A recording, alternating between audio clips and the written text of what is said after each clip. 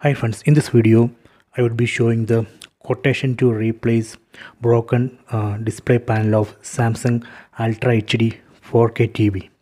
See, the display panel of this TV has been broken, so I have raised a service request. This TV is not under warranty, so Samsung service team has shared one quotation, so I will show that. See, this is a quotation.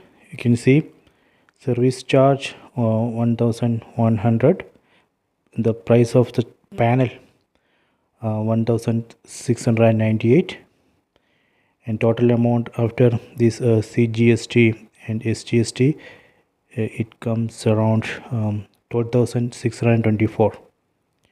Transportation charge 1000, and total I have to pay 15,102 rupees. So this is a quotation. Okay, so I hope you have enjoyed this video. Please subscribe this channel, please like and share the video.